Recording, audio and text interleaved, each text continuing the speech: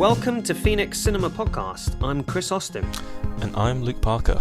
And this is a podcast where we talk about the programme of London's historic independent venue, among other things. And this week we're discussing Brazilian filmmaker Kleber Mendonça Filho's latest film, The Secret Agent.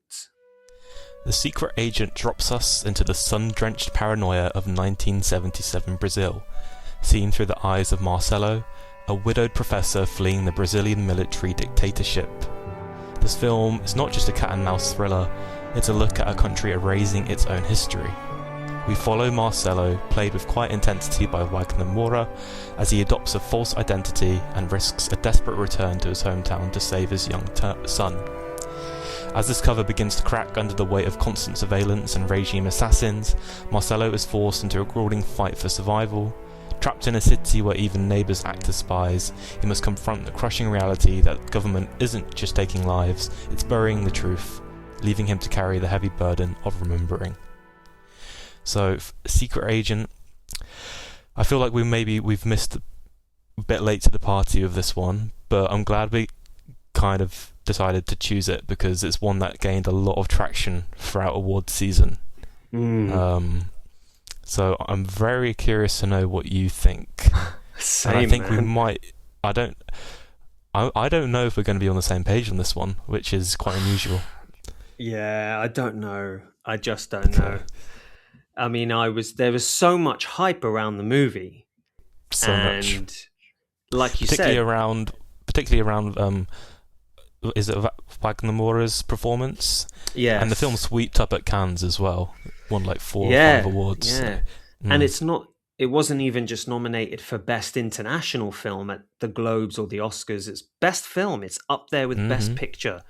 Yeah. And so I was like, wow, I cannot wait for this. It sounded amazing, great plot. And I just cut to the chase. I couldn't stand it. Oh no. Yeah. Okay, I'm saying oh no because I'm kind of on the same loved boat it? as you. Wow. I didn't hate it, but God, this film was a chore. It was a chore to watch. Yes. Oh my God. Okay, it's not just me. What was most frustrating about this film? The first 15-20 minutes of the film are genius. Like the way it reminds me of like a cold open to like a Tarantino movie or something. Like so tense, so rich thematically, and it says so much just in like these first 15-20 minutes. And after this intro, my mouth was watering for what this film was going to be. I was so excited. But my God, does it miss for the rest of the movie? It drags itself along at a snail's pace. It's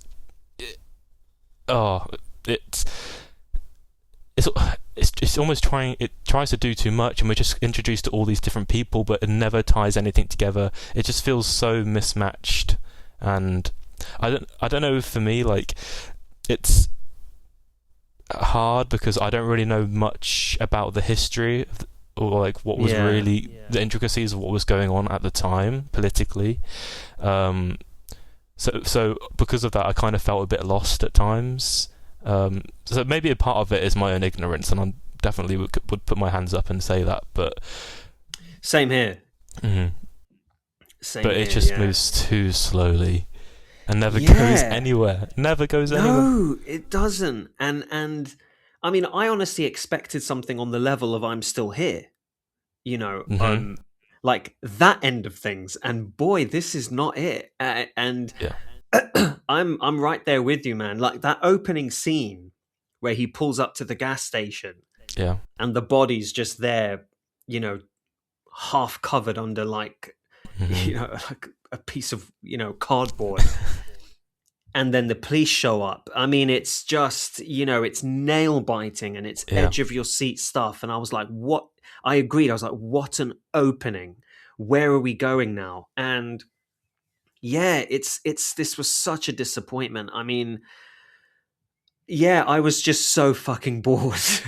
It was, I mean, the whole second act is a massive chore. And I mean, I think credit where credit's due, as in there are good elements to the film. Like, there are really good elements. I think the film looks amazing. It does a really good job of portraying this like 70s vibe and you know, the Brazilian culture at the time, and everyone kind of looking around their shoulder, and the anxiety of the political situation at the time. Like, it does a good job with that, and even the performances are great. But structurally, the film it's a mess. You know, we jump between all these different people, and like his assassins, I guess they are. Like, we introduced to them so early, but it's ages before we really know what's going on. I just didn't find myself caring about anyone really. Exactly. But they pack the movie full of people, full of characters, and there's some great characters, don't get me wrong. And I think exactly to what you're saying, Luke. There's, on the positive side of things, the movie's got a lot going for it. I agree with you. It's got great production design. It's nice cinematography. I think visually it's really vibrant and colorful. Mm-hmm. And what this filmmaker does really well is he builds out this ensemble really well. There's a real community-based vibe to the movie, and everyone feels kind of lived in, and that's fantastic. But it drags ass. It's just the pacing is a major issue, and it's such a shame because I think there's a really good story underneath it all, but it feels like the filmmaker himself isn't interested in the story. It feels like he's more interested in going off on tangents. I mean, the whole thing with the dismembered leg, I don't know. I mean, it's interesting. I mean, because at the time when I was watching the film, I did agree with you on that.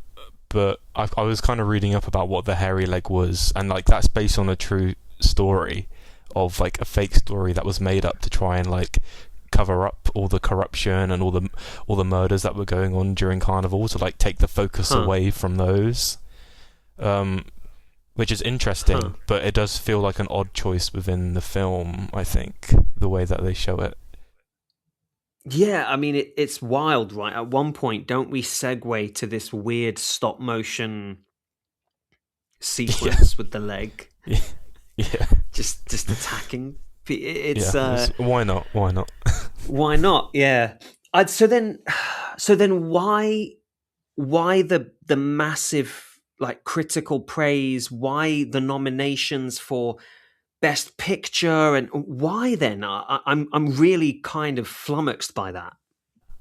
I mean, the points that we made before of like the technical feats of the film, and like we said, there was a lot to appreciate, and the film does a good job of shedding light on a piece of history that's maybe not so well known, at least outside of Brazil, I think. But to contrary that, just last year, or I think it was 2 years ago, we had I'm Still Here come out, which covers kind of the same period of history. You know, I think it's set like 2 years before The Secret Agent is.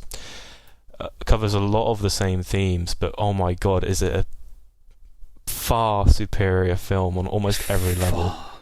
Far superior. With so much more focus. Mm-hmm. So much focus than it felt like this movie had.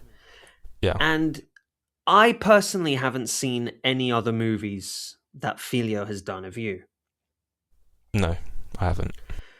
So I do wonder if there is a real appreciation and love for the filmmaker, and I wonder if, because I get the impression from the reviews I've read and things like that, that this is very much, this isn't a surprise for people who love his work. This feels like of a piece with his entire oeuvre and filmography.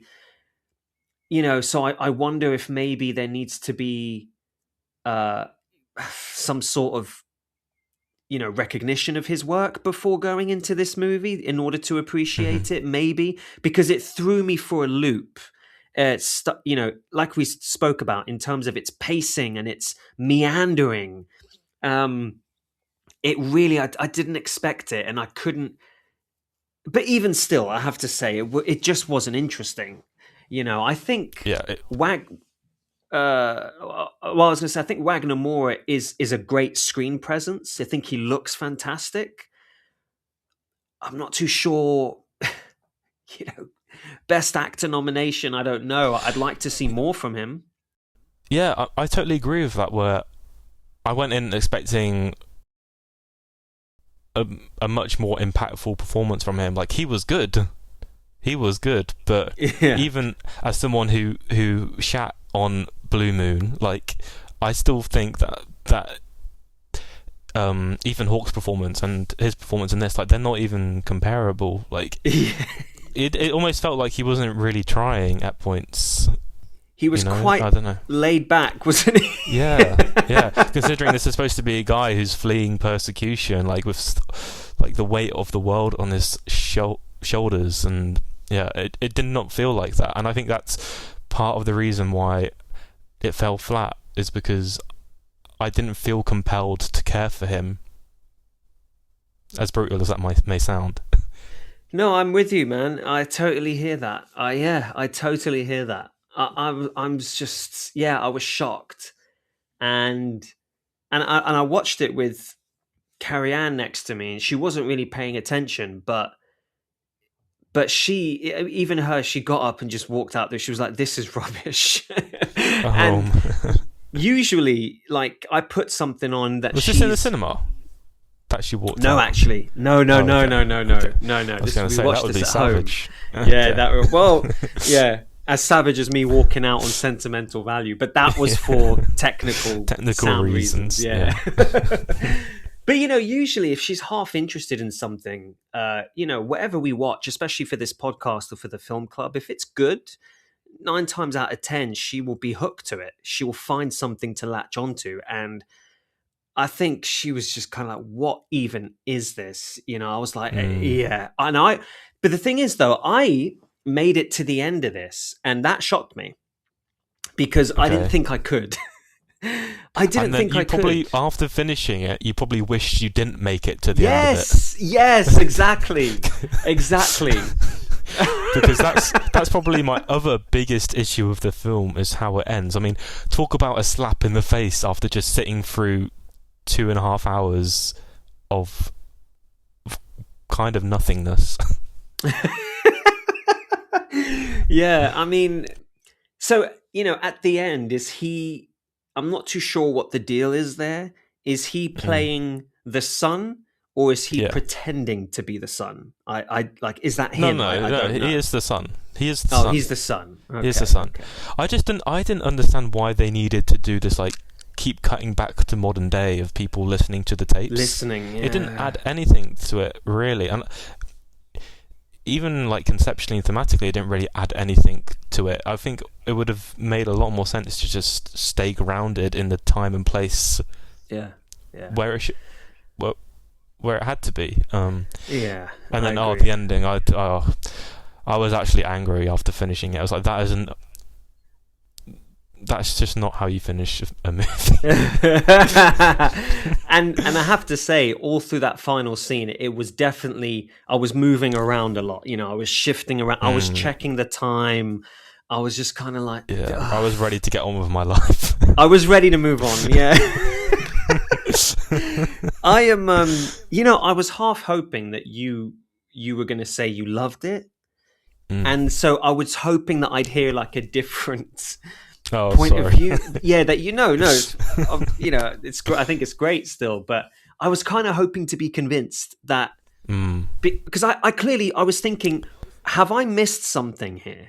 I must have. Well, same. So I'm so pleased to hear that. We had the same experience. Maybe we need to go and talk to some of the film's ardent supporters and try and get their side of things, try and see the light. Yeah, really. I mean, I wonder, like, for people who are Brazilian, for people really connected to the country and the culture, how they feel about it. Yeah. especially with like you said, with all the politics it dives into and the real world messiness of that era in Brazil. I wonder if any of it really speaks to them, even if it's just on a character level. There were some characters in there, I think, like the landlord of this. I love the idea of there being these apartment buildings full of people hiding. Yeah. I think that's a great idea. You have this landlord who just brings everyone together and they all share stories and they hang out together. And she's this really loud, verbose character. She reminds me a lot of the women in the villages in Portugal when I go there. They're old and they're loud and they love to talk, and that felt so authentic. I just wish I cared. I wish I cared. Yeah, I totally agree with that, and I love that concept as well. And there's one scene in particular that really hammers home as like why the film didn't work, and it's towards the end, and there's a scene where Marcelo or Armando, he comes in when everyone in the house had been having like a get together or a party, and they're all saying goodbye. And it feels like it's supposed to be this deep emotional moment where they're saying bye to each other, or they're like their covers are slowly kind of being torn away, and they're slowly revealing little bits of information about each other. And then the old woman who runs the place, she gives like this kind of like big speech to say, oh, she loves everyone and that kind of thing, and you're all going to be okay. Yeah. But I just didn't care, because we've just spent the last hour meandering off away from all of this. Like, I don't know any of these people. I don't know their stories and anything like that. We've just been running around with these assassins and the police chief, who I think in isolation are great characters, but it just doesn't come together. Yeah. It just doesn't come together very well. Agreed. And like the emotional core of the movie, that it seems to be him trying to connect with his son, right? Who he's left in the care of his wife's parents. Yeah. His dead wife's parents. And nothing connected on that level whatsoever. Do you know what I think it could be? Is that it never felt there was actually that much of a sense of urgency. He never really felt like he was that desperate to get out and save his son, or like it's not like he was ever really like properly looking over his shoulder and worried about where these assassins might be or who's on his back, that kind of thing. It never feels that urgent, really. Yeah, I agree. I totally agree. Yeah. Very strange. Very, very strange. Well, yeah. I mean, I'm out. I'm all out of things to say on this movie. Okay. It's just it's not my bag. It's not my bag at all. Okay, I'm curious what you'd rate this out of 5. How low are we going? I think, because I can't remember, I think I would have gone as low as 2. Mm-hmm. I wouldn't have gone as low as 1, because 1 is, I think I will turn the movie off and I can't finish it. Whereas, like we said, on a visual technical level, the film is great. So I'll give it that. I watched to the end. There was something about the movie that kept me watching to see what would happen next, even if I was disappointed with where it went. Yeah. Sure. What about yourself? Yeah, I'm the exact same. I gave this a 2. For all the exact same reasons, like a lot to appreciate, but it just did not resonate with me at all. Yes. Yeah. Okay. I love it. All right then. So for pairing for this movie, can you please go first? Yeah, I mean, we've already mentioned it in the call, but I think this would make an interesting pairing with I'm Still Here, purely because they're covering broadly the same period of history and very similar themes, and I think the two together they would make quite a good introduction as to what was going on in Brazil in this period of history, and that's kind of what I respect them for the most. I think it's like them opening my eyes to what was going on at this time, because like I said, I didn't know anything about it. Me too. Yeah, it makes sense why you choose that.